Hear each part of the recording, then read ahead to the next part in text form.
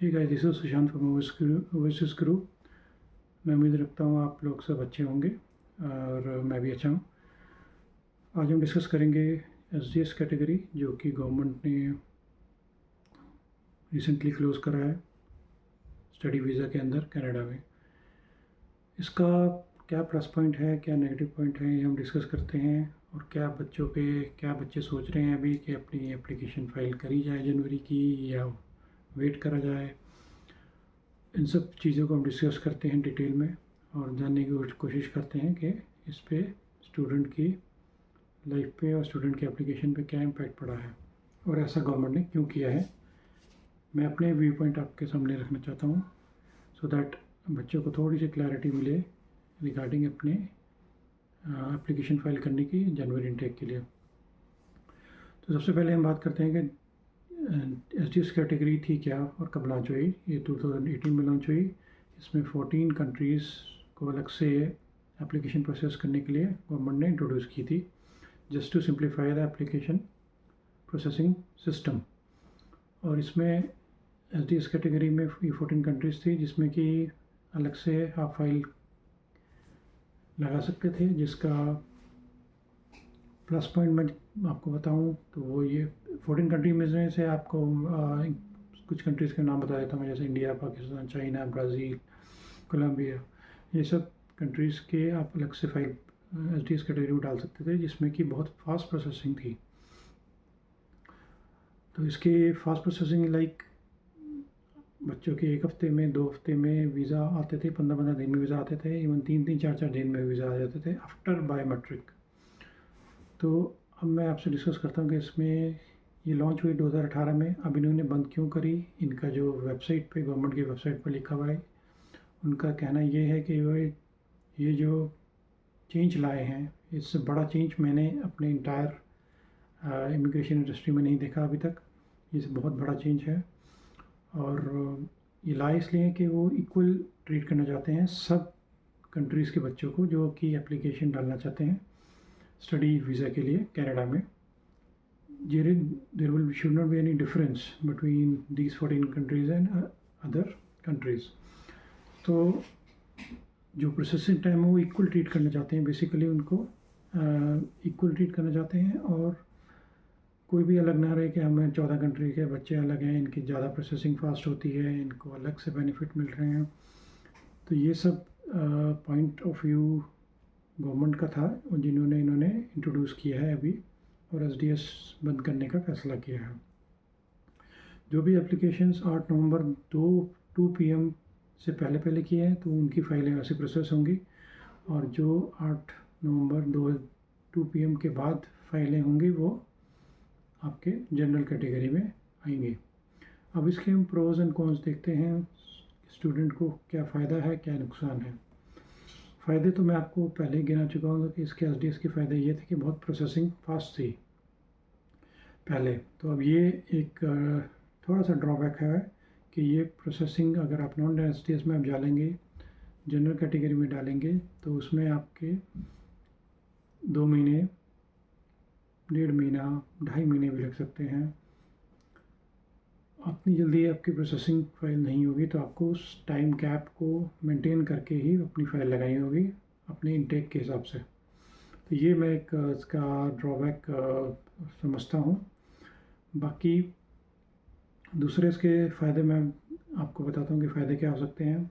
कि जो SDS category में थे वहाँ पे थोड़ी सी चेकलिस्ट थी कि आपको ये सब चेकलिस्ट मेंटेन करनी है, तभी आप एसडीएस कैटेगरी में लगा सकते हैं। एलिजिबिलिटी क्राइटेरिया थे उनके एलिजिबिलिटी क्या थे। फर्स्ट इज़ आपको 1 साल की ट्यूशन फ़ी पे करनी पड़ती थी, पूरे 1 साल की ट्यूशन फ़ी पे करनी पड़ेगी, जो कि अब नहीं करनी पड़ेगी।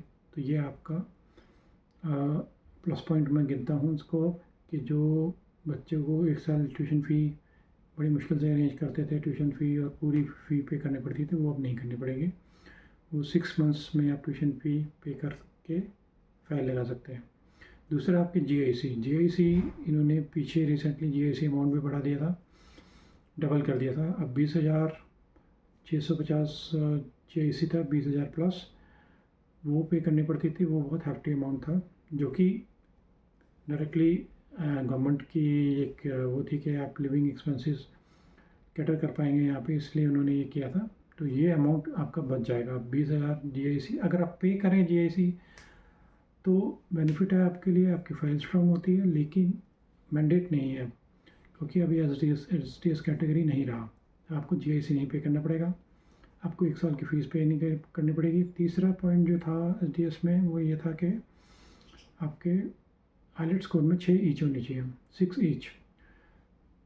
ये आपके एलिजिबिलिटी क्राइटेरिया थी आईएलएट्स के लिए, जो कि अब आप 5.5 में एक में 5.5 में 5.5 में आप फाइल लगा सकते हैं, क्योंकि अभी एस कैटेगरी ही ख़त्म हो गई, तो आपका 6 इंच का कॉन्सेप्ट ही ख़त्म हो जाएगा। बाकी आने वाले दिनों में और क्लैरिटी मिल जाएगी, फाइलें जब लगेंगी, कितना प्रोसेस टाइम लगता है फाइलें प्रोसेस करने में, वो आपको धीरे धीरे पता चलेगा, तो मैं आपको अपडेट करता रहूँगा।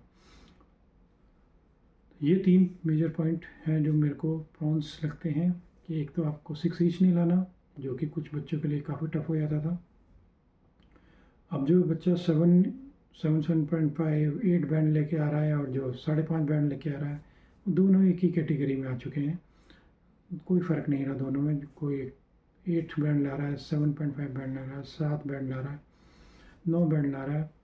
अब जो 5.5 वाला भी है वो भी अप्लाई कर सकता है सेम कैटेगरी। दूसरा, फ़ीस, आप 6 महीने की फ़ीस पे करो, 5-6 लाख रुपए की फ़ीस पे करो और आप फाइल अपनी लॉक कर सकते हो। आपको सिर्फ कॉलेज यूनिवर्सिटी से एलओए चाहिए, एडमिशन चाहिए, आप लेटर ऑफ एक्सेप्टेंस लीजिए और अपनी फ़ाइल लॉक कर दीजिए। और इसमें मुझे ये भी लगेगा कि आने वाले टाइम में जो कॉलेज यूनिवर्सिटी हैं वो भी अपना एलिजिबिलिटी क्राइटेरिया एडमिशन के लिए थोड़ा सा कम कर देंगे, बिकॉज अगर आप फाइल लगाते हुए 5.5 आइलेट स्कोर में लगा सकते हैं नॉन एस कैटेगरी में, तो फिर ऑब्वियसली यूनिवर्सिटीज़ भी अपनी जो थोड़ी सी लीनियंट करेंगी आपकी एलिजिबिलिटी में, और ताकि वो मैच करेंगे जो आइलेट स्कोर वीज़ा प्रोसेसिंग के लिए है, वही आइलेट स्कोर वो अपने एडमिशन के लिए कुछ यूनिवर्सिटीज़ और कुछ कॉलेजेस मेरे हिसाब से वो मॉडिफाई करेंगे उसमें भी, क्योंकि जब वीज़ा फाइल लगाने के लिए आपको आइलेट्स 6 इंच नहीं चाहिए, तो ऑब्वियसली एडमिशन के लिए भी थोड़ा सा वो लीनियंसी दिखाएंगे। और मैं इसके बारे में डिटेल में जैसे जैसे फाइलें लगेंगी मैं आपको अपडेट करता रहूँगा। तो ये एक बहुत बड़ी अपडेट है, इसे ज़्यादा से ज़्यादा शेयर करिए। कुछ लोगों को अभी तक ये पता चल चुका होगा एस कैटेगरी आपकी ख़त्म हो गई है, और अब जो भी है वो एक ही कैटेगरी है, जनरल कैटेगरी नॉन एस, जिसमें कि फ़ाइल प्रोसेस हुआ करेगी, चाहे किसी के कितने ही बैंड क्यों ना हो, और आपको वेट करना पड़ेगा। जीआईसी आप पे करेंगे तो आपकी फ़ाइल स्ट्रांग होगी, ये आपके ऊपर है, ऑप्शनल है। बाकी जीआईसी की भी क्लियर जो गाइडलाइंस हैं वो धीरे धीरे एक आध दिन में आ जाएंगे, और जैसे ही अपडेट आएगा कुछ तो मैं आपको बता दूंगा। But GIC is not mandate now, क्योंकि वो कैटेगरी ही ख़त्म हो गई एसडीएस, जो कि पहले हुआ करती थी। और अगर आपको फ़ाइल हमारे से लगानी है, एडमिशन आपको चाहिए यूएस, कनाडा, यूके और ऑल ओवर द वर्ल्ड, आप हमको मेल कर सकते हैं info@overseasguru.in। और आप मेरा इंडिया नंबर है 9999 5742, उसमें कर सकते हैं। मेरा कैनेडियन नंबर भी मैं आपको इसमें डाल दूँगा, और आप लोग फास्ट प्रोसेस कर सकते हैं और इजी हो गया मेरे हिसाब से। अब कोई मेरे से बच्चा पूछे कि भाई 5.5 बैंड है मेरे, मैं किस कंट्री में जा सकता हूँ, तो मेरा यही जवाब रहेगा कि आप कनाडा में जाइए, क्योंकि कनाडा में आपको पीआर का भी ऑप्शन मिलता है, क्वालिटी ऑफ स्टडी अच्छी है, कम पैसों में स्टडी हो जाएगी as compare to other countries. तो मैं फर्स्ट प्रेफरेंस आपको कनाडा ही दूंगा, क्योंकि अब आप 6 इंच वाला कॉन्सेप्ट ही ख़त्म हो गया, एसडीएस कैटेगरी ही डिज़ोल्व हो गई। तो आप जल्दी से जल्दी एडमिशन के लिए आप पिंग कर सकते हैं, मुझे कमेंट कर सकते हैं बिलो, और मैं आपका एडमिशन प्लस वीज़ा फाइल वगैरह सब कुछ कर सकता हूँ, आप मेरी टीम कर सकती है। और आप जल्द से जल्द एडमिशन लेना चाहें तो आप ले सकते हैं और फाइल भी प्रोसेस कर सकते हैं। इसका इन्होंने सडनली इसको क्लोज़ कर दिया है, तो मेरे हिसाब से इसको थोड़ा सा टाइम देना चाहिए था स्टूडेंट्स को, क्योंकि मेरा खुद एक स्टूडेंट है जिसका जनवरी में इंटेक में एडमिशन मैंने दिलवाया हुआ है और उसको फ़ाइल प्रोसेस करनी थी। तो वो सोच रहा था एसडीएस में फ़ाइल लगा दूंगा और मेरा 1 महीने में वीज़ा आ जाएगा। तो अब ऐसे बच्चों के लिए जिनका इंटेक बहुत क्लोज आ गया है, जनवरी इंटेक, उनके लिए थोड़ी सी परेशानी हो सकती है। वीज़ा देर से आएगा तो मे बी उनको ये इंटेक मिस हो जाए या अगली इंटेक में उन्हें डेफर करना पड़े। तो इनको थोड़ा सा टाइमलाइन देना चाहिए था मेरे हिसाब से, मेरी पर्सनल व्यू पॉइंट है ये, before implementing such big change basically. तो आपको कोई भी क्वेश्चन है आप कमेंट कर सकते हैं, और आपको एडमिशन से रिलेटेड कोई क्वेश्चन है, एडमिशन लेना चाहते हैं आप, हमको मेल कर सकते हैं, पिंग कर सकते हैं, कमेंट कर सकते हैं।